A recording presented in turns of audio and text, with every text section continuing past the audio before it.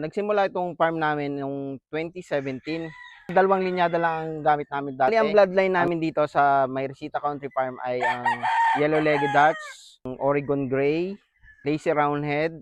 Meron na rin kami ngayong Dan Miller Dome, 5K Sweater at saka ang Silver Bullet Kelso. Ako nga pala si Michael Odasco, ang farm manager ng Mayresita Country Farm dito sa Sitio Baylan, Mabuhay, Roas Oriental, Mindoro.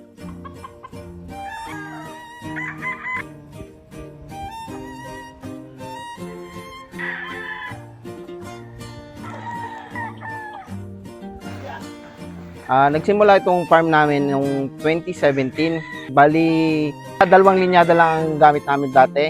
Ang Yellow-Legged Dutch ni Doyet Lapido at saka ang kanyang Lazy Roundhead.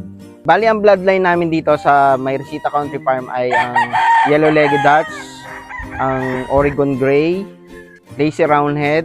Meron na rin kami ngayong Dan Miller Dome, 5K Sweater at saka ang Silver Bullet Kelso. Bali, ang layunin ng farm na ito, kaya namin tinatag ito ay para sa pang-commercial talaga. Ang balak po talaga namin, magparami ng manok, tapos ibebenta.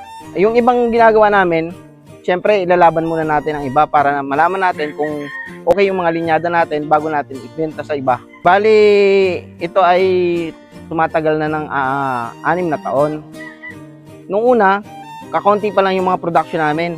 Pero habang tumatagal, dumadami ang pangangailangan ng iba, maraming kumukuha sa atin. Kaya nagpo-produce na rin kami, mga siguro nasa 500 to 600 a year. Pero ngayon, binabalak namin, nahigitan pa yon, gawing pang mas mataas, mga 1,000, mga ganon. Depende sa pangangailangan ng ating mga nangangailangan mga sabungero. Bali, ang patukan naman natin sa ating mga alaga na ito ay mula day old, pagkasilang nito ay ginagamitan ko ito ng Integra 1000 mula pagkapisa hanggang 1 buwan. After nun, magpapalit ako ng Integra 2000 hanggang 2.5 months siya.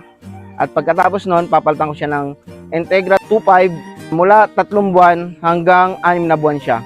At ang pinapatuka ko naman after na may tali siya ay ang Integra 3000 plus. Ito yung ating maintenance pellet na may kasama ng grains. Sa mga breeder naman, ang ginagamit ko ay ang Integra 4000. Dating naman sa conditioning, ang ginagamit ko naman ay ang Power Max Conditioning Pellet. Sa pangkalahatan, simula nang ginamit ko itong Integra feeds, talagang nakita ko yung kagandahan niya.